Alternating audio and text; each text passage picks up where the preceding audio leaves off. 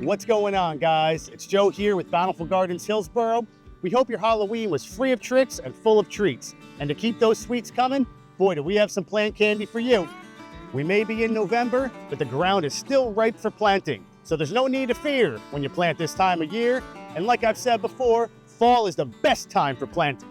Today, we're going to be taking a closer look at 3 perennials that bloom when many others do not. Montauk Daisies, Bergenia, and Camellia. So grab some of that candy, kick back, and get ready for some learning. What's really great about these Montauk Daisies is they have this succulent-like foliage which helps retain moisture, especially in times of drought. And since Montauk Daisies bloom on old wood, you only want to cut 1/3 to 1/2 of the plant down in late winter or early spring. This way the plant has time to grow throughout the season and still flower for you in the fall. And if they're happy in their location, I've seen these Montauk Daisies grow into a bush form about 2 to 3 feet tall and wide, which looks really nice during the season, and then you get that added bonus of the flowers in the fall.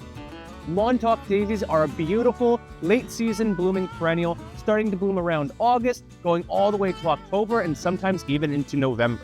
They form a nice 3x3 tall and wide woody shrub, and they prefer full sun but can handle partial shade. Montauk Daisies prefer well-draining soils with average moisture. However, they can handle poor soils that are on the drier side.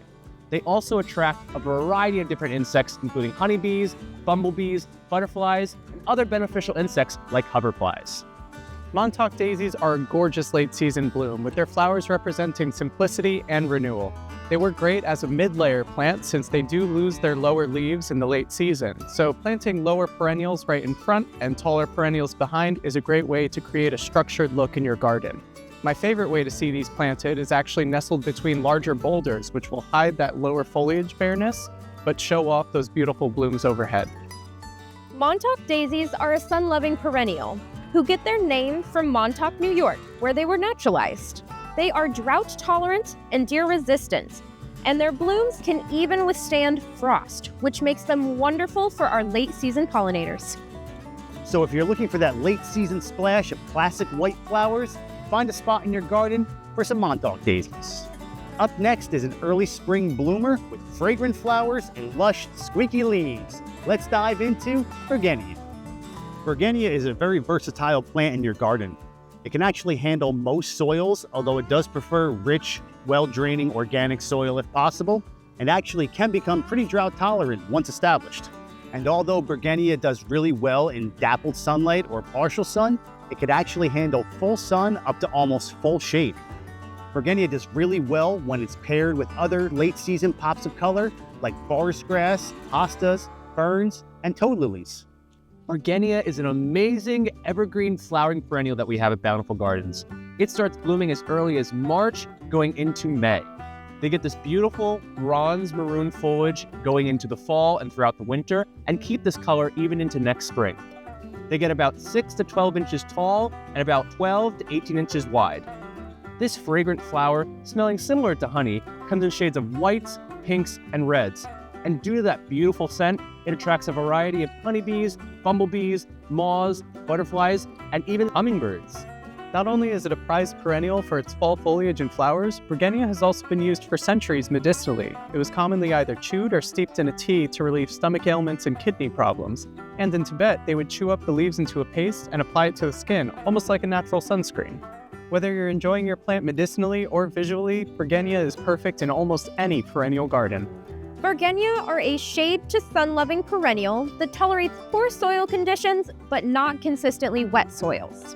They are also deer-resistant, and as a fun fact, they're also known as Pigsqueak because of the sound that they make when you rub their leaves together. With its honey-scented flowers, vibrant foliage, and adorable common name, Bergenia definitely deserves a spot in your garden. Closing out this week's deep dive is a flowering shrub that's just steeped with history. Let's see what's brewing with Camellia. I just love to use Camellia in landscape designs because it fills such a trouble spot on the property. It's evergreen, it looks different than many other evergreens with its broad leaves, it can tolerate a decent amount of shade, and it's also moderately deer resistant.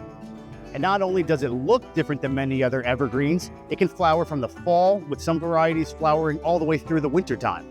Although some varieties of camellia can reach up to 20 feet tall, we have so many here in Hillsborough and in Ewing that stay within 3 to 5 feet, making them perfectly suited for your landscape.